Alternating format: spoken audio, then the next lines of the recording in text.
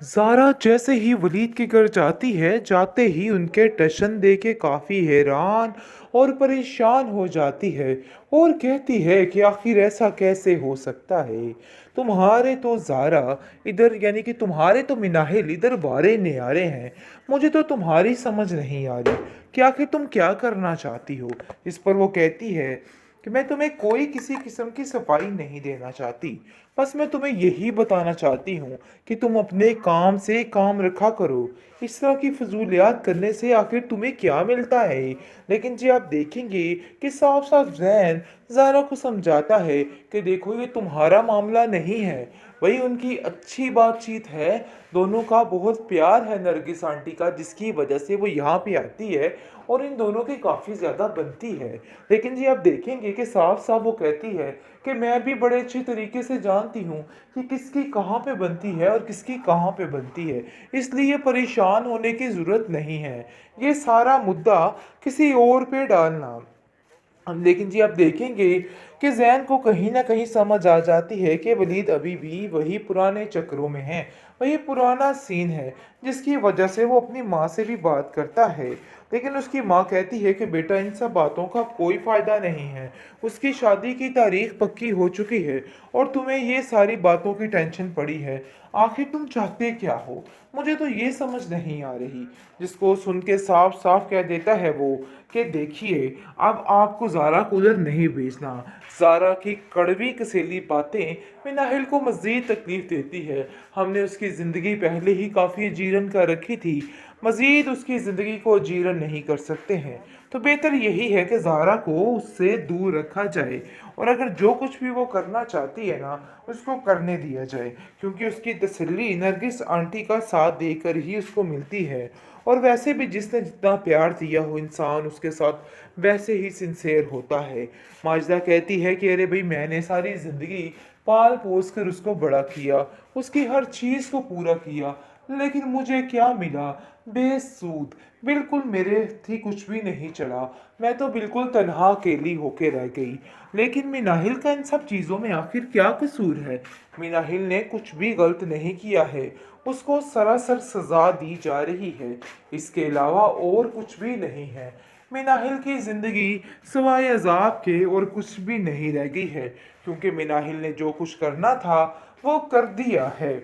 आप देखेंगे जी बहुत परेशान हो चुका है वलीद, क्योंकि साफ साफ सबा ने उसको कोरा जवाब दे दिया है कि मुझे तुम्हारी मसरूफियात का बड़े अच्छे तरीके से इल्म हो चुका है, इसलिए मुझसे कुछ भी छुपाने की ज़रूरत नहीं।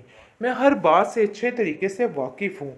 लेकिन वो उसको सफाई देता रह गया और कहता रह गया कि देखो ऐसी कोई बात नहीं है, अपने दिल में किसी किस्म की कोई बदगुमानी मत लाओ। लेकिन वो भी पागल नहीं है, इन सारी चीज़ों को बड़े अच्छे तरीके से समझ रही है और जान चुकी है कि नहीं, अब और कुछ भी नहीं हो सकता। बहरहाल काफ़ी ज़्यादा परेशान हो चुकी है मिनाहिल भी कि उसको क्या करना चाहिए और क्या नहीं करना चाहिए।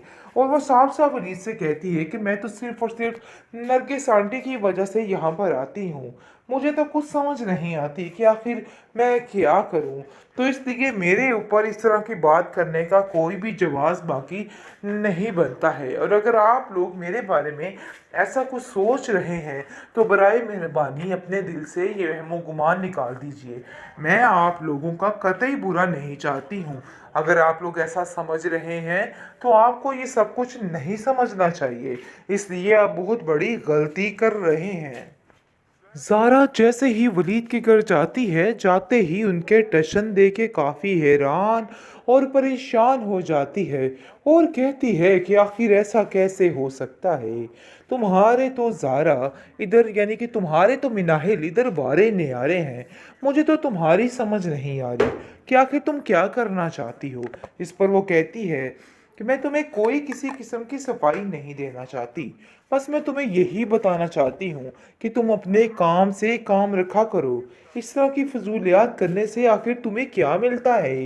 लेकिन जी आप देखेंगे कि साफ साफ जैन ज़ारा को समझाता है कि देखो ये तुम्हारा मामला नहीं है, वही उनकी अच्छी बातचीत है, दोनों का बहुत प्यार है नरगिस आंटी का, जिसकी वजह से वो यहाँ पे आती है और इन दोनों की काफ़ी ज़्यादा बनती है। लेकिन जी आप देखेंगे कि साफ-साफ वो कहती है कि मैं भी बड़े अच्छे तरीके से जानती हूँ कि किसकी कहाँ पे बनती है और किसकी कहाँ पे बनती है। इसलिए परेशान होने की ज़रूरत नहीं है। ये सारा मुद्दा किसी और पे डालना। लेकिन जी आप देखेंगे कि ज़ैन को कहीं न कहीं समझ आ जाती है कि वलीद अभी भी वही पुराने चक्रों में है, वही पुराना सीन है, जिसकी वजह से वो अपनी माँ से भी बात करता है। लेकिन उसकी माँ कहती है कि बेटा इन सब बातों का कोई फ़ायदा नहीं है, उसकी शादी की तारीख पक्की हो चुकी है और तुम्हें ये सारी बातों की टेंशन पड़ी है। आखिर तुम चाहते क्या हो? मुझे तो ये समझ नहीं आ रही। जिसको सुन के साफ-साफ कह देता है वो कि देखिए, अब आपको ज़ारा कूलर नहीं बेचना। ज़ारा की कड़वी कसीली बातें मिनाहिल को मज़ीद तकलीफ़ देती है। हमने उसकी ज़िंदगी पहले ही काफ़ी जीरन कर रखी थी, मज़ीद उसकी ज़िंदगी को जीरन नहीं कर सकते हैं। तो बेहतर यही है कि ज़ारा को उससे दूर रखा जाए और अगर जो कुछ भी वो करना चाहती है ना, उसको करने दिया जाए, क्योंकि उसकी तसल्ली नरगिस आंटी का साथ देकर ही उसको मिलती है। और वैसे भी जिसने जितना प्यार दिया हो इंसान उसके साथ वैसे ही सिंसेर होता है। माजिदा कहती है कि अरे भाई मैंने सारी ज़िंदगी पाल पोस कर उसको बड़ा किया, उसकी हर चीज़ को पूरा किया, लेकिन मुझे क्या मिला? बेसूद, बिल्कुल मेरे थी कुछ भी नहीं चला। मैं तो बिल्कुल तन्हा अकेली होके रह गई। लेकिन मिनाहिल का इन सब चीज़ों में आखिर क्या कसूर है?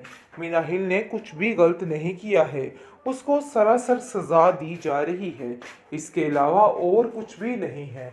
मिनाहिल की ज़िंदगी सिवाय अज़ाब के और कुछ भी नहीं रह गई है, क्योंकि मिनाहिल ने जो कुछ करना था, वो कर दिया है।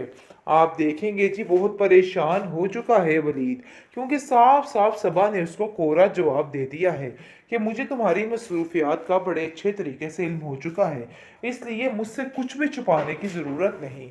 मैं हर बात से अच्छे तरीके से वाकिफ़ हूँ। लेकिन वो उसको सफाई देता रह गया और कहता रह गया कि देखो ऐसी कोई बात नहीं है, अपने दिल में किसी किस्म की कोई बदगुमानी मत लाओ। लेकिन वो भी पागल नहीं है, इन सारी चीज़ों को बड़े अच्छे तरीके से समझ रही है और जान चुकी है कि नहीं, अब और कुछ भी नहीं हो सकता। बहरहाल काफ़ी ज़्यादा परेशान हो चुकी है मिनाहिल भी कि उसको क्या करना चाहिए और क्या नहीं करना चाहिए। और वो साफ-साफ अनीस से कहती है कि मैं तो सिर्फ़ और सिर्फ़ नरगिस आंटी की वजह से यहाँ पर आती हूँ। मुझे तो कुछ समझ नहीं आती कि आखिर मैं क्या करूँ? तो इसलिए मेरे ऊपर इस तरह की बात करने का कोई भी जवाज़ बाकी नहीं बनता है और अगर आप लोग मेरे बारे में ऐसा कुछ सोच रहे हैं, तो बराए मेहरबानी अपने दिल से ये वहमो-गुमान निकाल दीजिए। मैं आप लोगों का कतई बुरा नहीं चाहती हूँ। अगर आप लोग ऐसा समझ रहे हैं, तो आपको ये सब कुछ नहीं समझना चाहिए। इसलिए आप बहुत बड़ी गलती कर रहे हैं।